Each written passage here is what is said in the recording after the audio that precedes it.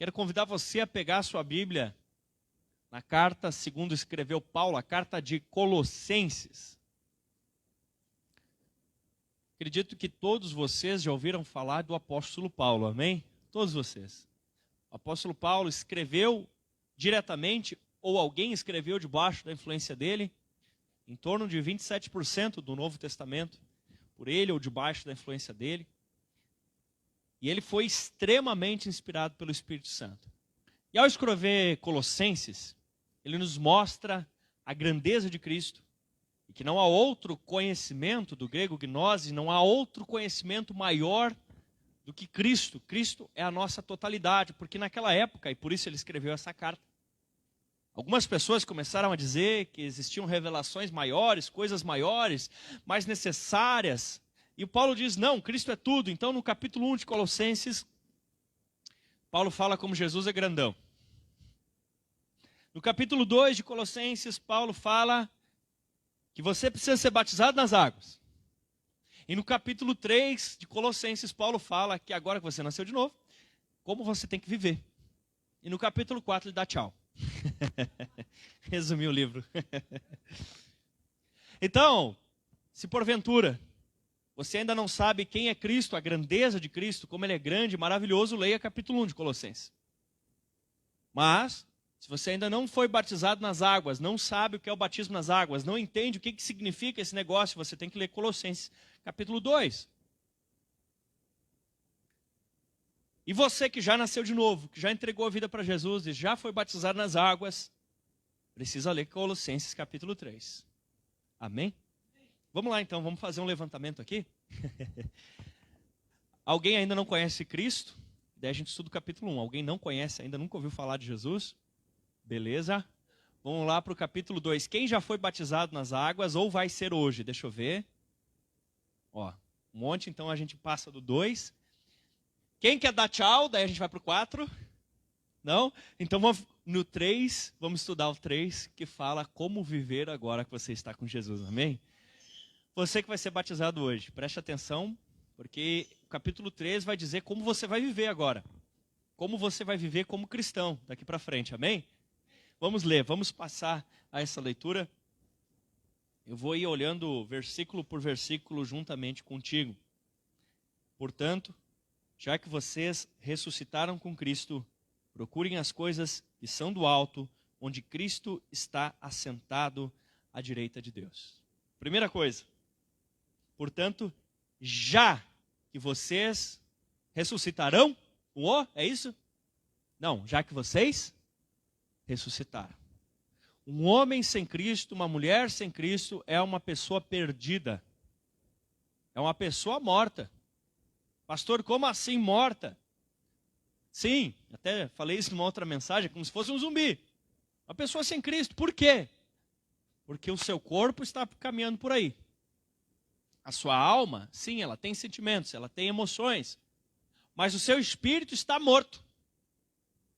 Como assim, pastor? Como assim é possível alguém estar com o espírito morto e viver?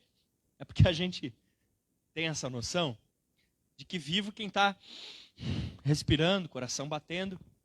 Mas a verdade é que morto é quem está desligado de Deus. Esse é morto. O que é a morte eterna? É a pessoa que vai estar eternamente desligada de Deus. Você está entendendo? Então, o que é vida e o que é morte? Vida é estar ligado com Deus. Morte é estar desligado com Deus. Certo? Nesse sentido, o diabo está morto. Ele está desligado de Deus. Ele fica tentando atormentar, atrapalhar, mas ele está eternamente desligado de Deus. A diferença é que o ser humano que ainda não entregou a vida para Jesus, mas ainda está no sentido humano vivo, respirando, ele tem a oportunidade de entregar a sua vida para Jesus. E aí ele deixa de ser um morto-vivo. Morto de verdade está quem está desligado de Cristo. Vivo de verdade é aquela pessoa que está ligada com Cristo. Amém? Vamos lá então. Quando a pessoa está morta, ela está? Quando ela está viva, ela está? Você está vivo ou você está morto? Se você confessou Jesus Cristo, recebeu Ele como Senhor e Salvador da sua vida, você arrependeu dos seus pecados e reconheceu que o teu único Senhor e Salvador é Jesus Cristo, teu espírito que estava morto foi ligado ao Espírito de Deus e agora você está... Quem está vivo aí faz um alô, deixa eu ver, dá um glória a Deus, um aleluia. Se você não está vivo ainda, hoje é a sua oportunidade. Jesus quer te dar vida, amém? Jesus quer te dar vida hoje, quer te salvar hoje. Quando você entregou a vida para Jesus, e agora no capítulo 3 ele já está falando para quem se converteu, porque no 2 falou do batismo, né?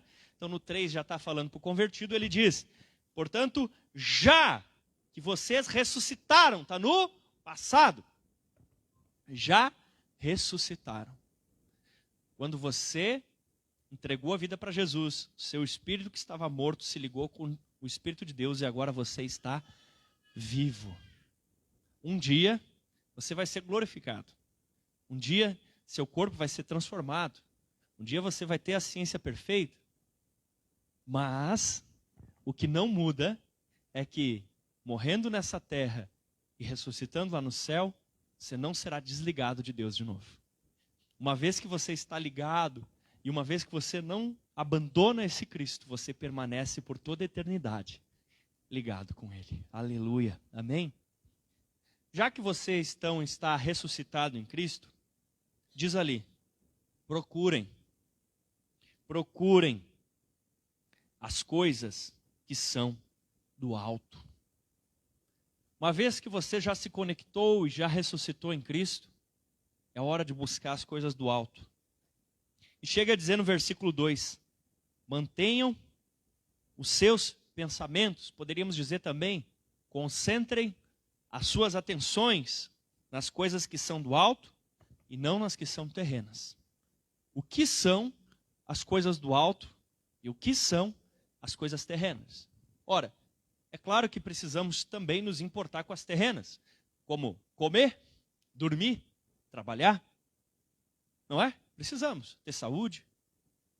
Mas a nossa concentração, a nossa melhor força, a nossa melhor energia, ela tem que estar nas coisas do alto. Me responda agora. Ali diz que nós temos que manter o nosso pensamento nas coisas. Você passa a maior parte do dia pensando nas coisas que são do alto ou nas coisas que são terrenas? Pensa aí hoje, no dia de hoje, você passou a maior parte do tempo pensando nas coisas do alto ou nas coisas terrenas? Mantenham o pensamento nas coisas lá do alto. Meu querido, você que vai batizar hoje, sintoniza lá em cima, ó. Mantenha os pensamentos nas coisas lá do alto e não nas terrenas. Não é esquecer, não é ficar um viajão. Não. Mas entender que tudo que você faz aqui é para a glória dele, amém? 3. Pois vocês vão morrer, é isso? Não, pois vocês morreram. E agora a sua vida está escondida em Cristo. Você já morreu para a velha vida. Quando você morreu? Capítulo 2 explica. Diz assim, vocês estão mortos quando a semelhança de Cristo te bumba na água. Afundou aqui, ó, representa a sepultura de Cristo. Quando você sai de dentro da água, zupt, significa Jesus ressuscitando. Então está dizendo, uma vez que na semelhança da morte de Jesus você afundou dentro da água, esquece aquilo, não deixa mais o diabo ficar te acusando. Mas você era ladrão, mas você era prostituta, mas você era um sem vergonha. Aí você diz, tá certo, eu era, não sou mais. Dizem, não sei exatamente se a história foi assim, mas diz que Satanás apareceu para Lutero e começou a escrever a lista de pecados dele na parede. E escreveu, e daqui a pouco o Lutero disse, acabou? Acabei. Não, tem mais esse, escreveu mais alguns, ajudou o diabo a escrever mais alguns pecados. E daí o diabo disse, acabou? E aí ele disse, não, falta uma frase. E ele escreveu embaixo. E todos esses pecados, Jesus morreu por eles na cruz. E daí diz que, tchum, o diabo desapareceu. História real. Meu irmão, você já ressuscitou. A sua vida agora está escondida em Cristo. O que significa que ela está escondida em Cristo? Que quando Cristo se manifestar, ou seja, quando formos arrebatados para as bodas de Cristo nos ares, quando nós formos arrebatados nessa terra, quando Cristo se manifestar, quando Ele vier os seus olhos de fogo, os seus cabelos brancos. Quando Cristo se manifestar e derrotar o diabo com a espada que sai de sua boca, venha no curso de escatologia, você vai entender essas figuras todas, essas coisas. Aí você também vai se manifestar. Quando as pessoas verem quem é Jesus de verdade, aí elas vão ver também quem é você de verdade. Amém? 4. Quando Cristo, que é a sua vida, for manifestado, então vocês também serão manifestados com Ele em glória. Aleluia. Por enquanto, às vezes a gente ainda sofre, passa dificuldade, mas quando Cristo se manifestar, a gente vai se manifestar também. Amém? 5. Assim, façam morrer tudo que pertence à natureza terrena de vocês. Diz, deixe morrer? Não, diz o quê? Façam morrer, fazei morrer, façam morrer. Quer dizer que as coisas que pertencem ao pecado, você vai agora ativamente lutar contra elas. Não é aquela coisa assim, eu concordo que isso é errado, mas não deu vontade de parar ainda. Não, meu querido, faça morrer. É ativo, é lutar contra. Eu entreguei minha vida para Jesus, mas olha, Jesus não fez nada, eu continuei falando mentira. Ô meu amigo, você tem que fazer isso morrer. Amém? Você tem que fazer isso morrer, você tem que ter uma mudança de hábito. Façam morrer. E aí ele explica algumas das coisas que pertencem a essa velha vida. Imoralidade sexual. Queridos, sexo é para onde? Dentro do casamento, entre o marido e a sua esposa, amém? Tudo que for diferente disso é imoralidade, é pecado. É pecado. São namorados, é pecado. São noivos, é pecado.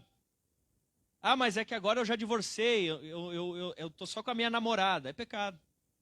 Façam morrer todas essas coisas. Isso é para entre o quê? O marido e a sua esposa, amém?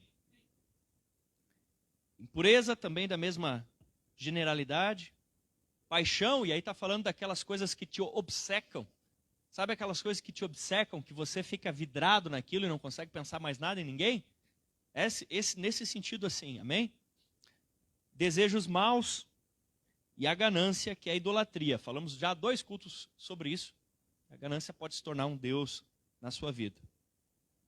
É por causa dessas coisas que vem a ira de Deus. Sim, existe ira de Deus. Existe. Sobre os que vivem na desobediência. Meu irmão, se você não é filho, você vive simplesmente no pecado. Você está desligado de Deus. Mas se você é filho e faz coisa errada, você é um filho desobediente. E aí deu ruim. Aí ira de Deus. As quais vocês praticaram no passado, pela fé, você já pode declarar, eu não sou mais, o que você era antes? Eu não sou mais mentiroso, fofoqueiro, ladrão, sem vergonha, tarado. Eu não sou mais. Amém? Não sou mais. Quando costumavam viver nelas. Mas agora, abandonem todas essas coisas. Não está dizendo para diminuir, está dizendo para abandonar. O quê? Ira. Não ira no sentido, a Bíblia chega a dizer assim, irai-vos e não pequeis. É aquela ira de nível pecado, certo? Indignação, que poderia também ser traduzido para aquela fúria, né? Às vezes a gente está olhando o futebol, reportagem do futebol, os caras saem no soco, estão com fúria, coisa horrível, né? Não, esse tipo de coisa não pertence mais. Olha para a pessoa do lado e diz, esses negócios aí não te pertence mais, fala para ela assim, isso aí não te pertence mais.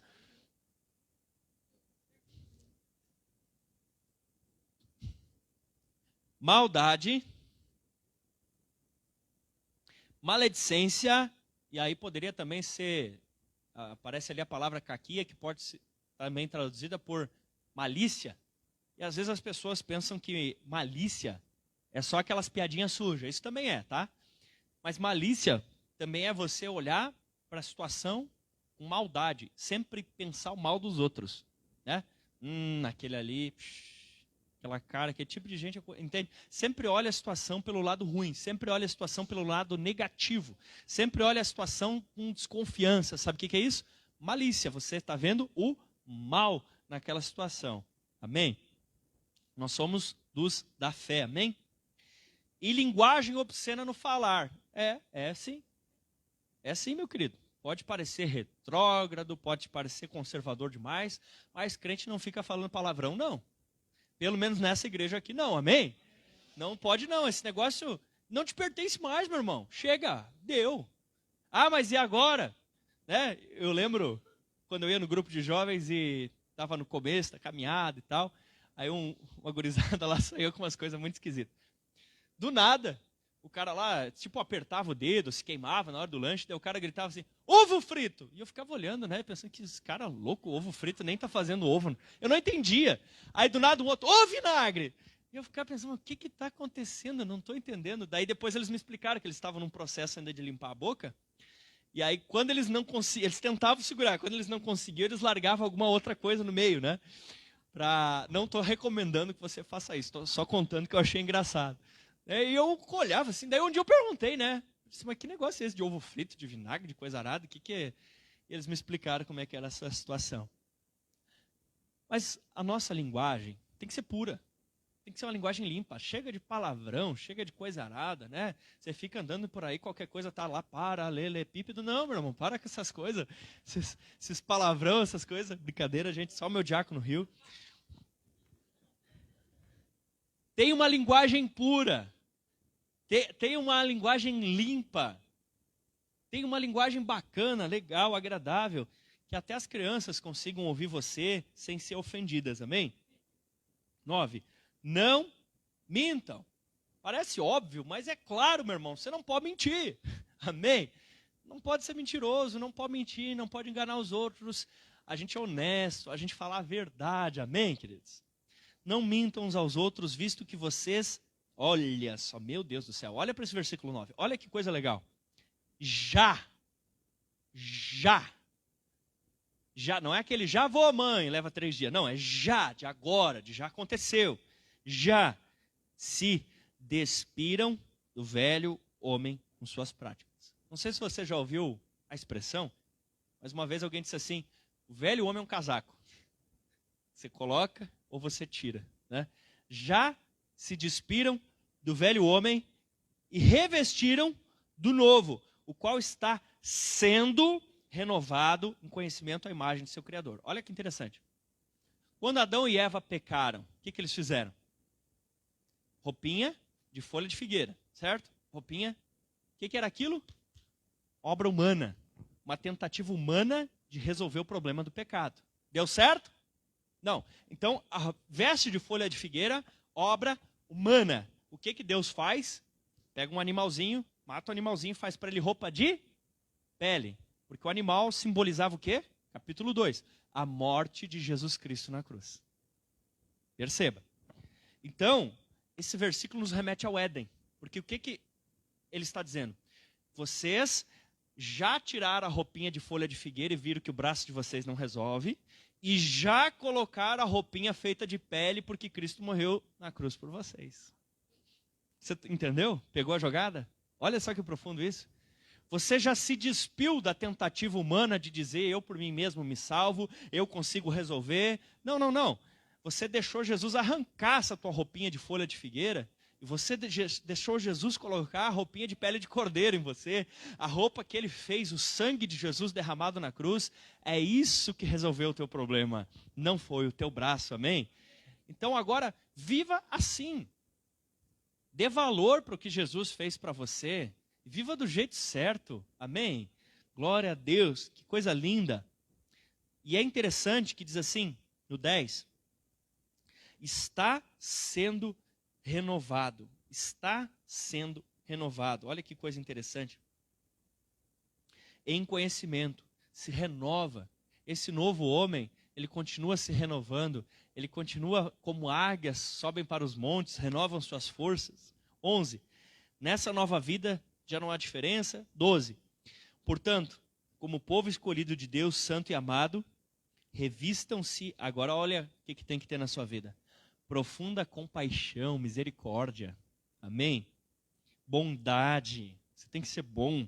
Humildade. Você tem que ser humilde, ter um coração ensinável, um coração disposto a aprender. Mansidão. Mansidão não é sangue de barata, é um grande poder sob controle. Mansidão e paciência. Tá bom até aqui? Tá tranquilo? Agora aperta o cinto que vem o 13. Suportem uns aos outros.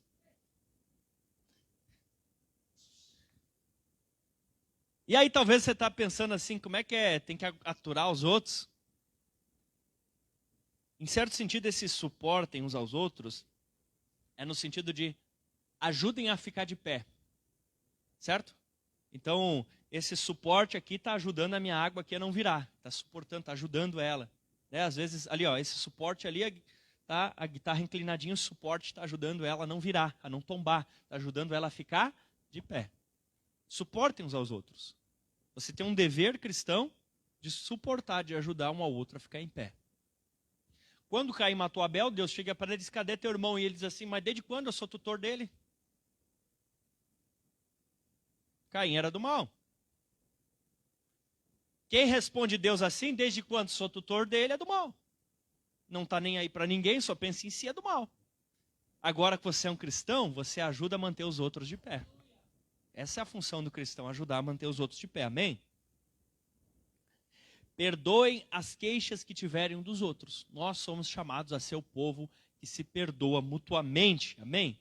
Perdoem como o Senhor os perdoou. Então, da maneira que Jesus te perdoou, você é chamado a repetir o ato e perdoar os outros agora também. Amém? 14. Acima de tudo, opa, agora o negócio é sério. Mais sério ainda. Acima de tudo, quer dizer, dessas tantos conselhos, modos de viver, tem uma coisa agora que é mais importante que essas. Mais importante ainda. Presta atenção. Revistam-se do amor, que é o elo perfeito. Deus é amor. O amor, querido. O amor é a verdadeira marca do cristão. As pessoas precisam perceber o amor em você. Agora que você é um cristão, o amor é a tua marca. Tudo que você faz, tudo que você pensa, tudo que você fala, tem que passar no filtro do amor. Amém? Essa é a identidade do cristão. Ah, mas eu sou macho. Jesus também, né? Veio aqui na terra na forma do quê? De um homem. Homem também é amor, amém? Não é só mulher que é amor. Amém? Amor. Vistam-se do amor. É o elo perfeito. Que a paz de Cristo seja o juiz em seu coração, visto que vocês foram chamados para viver em paz, como membros de um só corpo. E sejam agradecidos, habite ricamente em vocês a palavra de Cristo. Ensinem e aconselhem uns aos outros com toda a sabedoria. Por que eu li tudo junto? Porque ali fala, seja a paz de Cristo o teu juízo, o árbitro no teu coração. Mas logo, emendado com isso, ele diz, habite ricamente a palavra de Deus em vocês e ensinem uns aos outros. Por que eu fiz questão de ler junto? Porque a divisão em versículos não foi inspirada por Deus. A divisão em versículos, ela foi feita para nos ajudar a achar onde está. Mas se você olhar que um versículo vem depois do outro, você vai perceber que esse negócio de dizer assim, isso eu tenho paz, isso eu não tenho paz, de acordo com o que a gente acabou de ler, tem que ser diante do princípio estabelecido na Bíblia. Amém? Então, eu tenho paz disso ou não tenho paz naquilo, precisa estar estabelecido na Bíblia. Qual o versículo da Bíblia, qual o texto da Bíblia que você usa para dizer que tem paz ou não tem paz em relação a alguma coisa? E se eu tenho paz, porque na Bíblia diz assim, assim, assim, assado. E se eu não tenho paz, porque a Bíblia diz assim, assim, assim, assado. Pastor, mas eu ainda não sei a Bíblia, então vai estudar, meu filho. Porque agora que você é um cristão, a Bíblia diz, habite ricamente a palavra de Cristo em vocês. Agora que você é um cristão, você é chamado, você tem a oportunidade de estudar a palavra de Deus todos os dias. Nem que seja um versículozinho, mas comece a ler a Bíblia todos os dias. Amém? Você precisa da palavra de Deus. Senão você vai ser um crente muito fraquinho, porque a Bíblia diz, enganoso é o coração do homem mais do que todas as coisas, e desesperadoramente corrupto, diz lá em Jeremias. Pense em algum corrupto. Agora não fala o nome dele. Senão vai dar briga, né? Que aí uns acham que é um, outros acham que é outro. Diz que A Bíblia diz que o coração é mais corrupto que esse cara aí. O coração, né? Enganoso, corrupto. Por isso que você tem que basear as suas decisões, a sua paz, no quê? No que a palavra de Deus ensina. Os cristãos já foram chamados e deveriam ainda ser chamados de os Bíblia. Amém? Você tem que conhecer a palavra de Deus, e você tem esse privilégio, amém? Ensinem, aconselhem, e aí continua e diz, cantem salmos, hinos e cânticos espirituais. Você tem que ter gratidão, você tem que ter louvor, você tem que ter adoração. Uma vez que você é um cristão, você precisa ser o povo grato. Povo grato. Todo dia você tem que agradecer. Todo dia você tem que tirar tempo para agradecer. Tem gente que não ora nem pela comida. Misericórdia. Você é um cristão, meu irmão. Você tem que orar pela comida. Você tem que orar quando compra coisa nova. Você tem que consagrar suas coisas. Você tem que dar glória a Deus. Você tem que louvar o Senhor quando sai de fininho e não dá uma peixada no trânsito. Você tem que louvar o Senhor quando paga as contas do mês. Você tem que adorar o Senhor quando resolve uma briga de casa. Amém? 17.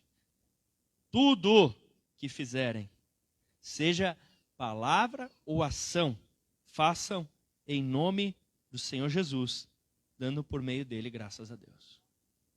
Agora que você é um filho de Deus, agora que você entregou a vida para Jesus, agora que você nasceu de novo, você precisa entender que o nome de Jesus está sobre você. É interessante que as pessoas, elas eram conhecidas pelo nome do seu pai. Então, Jesus era também conhecido como Yeshua ben Yosef, que era Jesus, filho de José. As pessoas eram conhecidas dessa maneira. Elas eram conhecidas pelo nome do pai delas. E agora, quando alguém vai falar você, vai falar o seu nome, vai dizer Anderson de Jesus. Vai dizer Clara de Jesus. Hã? É o seu nome seguido pelo Jesus. Então, tudo que você vai fazer, você tem que entender que tem um nome sobre você. Tem um nome sobre você, é o sobrenome, né? Um nome sobre você, que é qual? Cristo. Cristo. A gente até cuida mais, né? Quando está com camisetinha de igreja na rua, para fazer as coisas mais direitinho. Não era para ser, já era para sempre estar funcionando no modo full. Mas às vezes as camisetinhas ajudam. Meu irmão, você carrega o nome de Cristo sobre você. As pessoas vão olhar para você. E elas vão ver que há alguma coisa diferente em você. Elas precisam ver que tudo que você faz é para a glória dele. Tudo que você vive, todo momento, todo instante. Eu sempre digo, né? Você está lá no Uber, está evangelizando o Uber. Está lá no trabalho, está evangelizando o trabalho. Está lá treinando, está evangelizando o profissional. Está cozinhando, comprando X, você está falando de Jesus para todo mundo. Por quê? Porque você ama. Ama o quê? Ama ver pessoas saírem de mortas, desconectadas de Deus, para vivas, conectadas com Jesus, para um dia subirem glorificadas morando no céu. Ser apaixonado por isso. Você não aguenta ficar olhando para as pessoas e saber que estão mortas, estão desligadas de Deus. Você quer ver elas vivas, conectadas ao amor. Amém? Aleluia.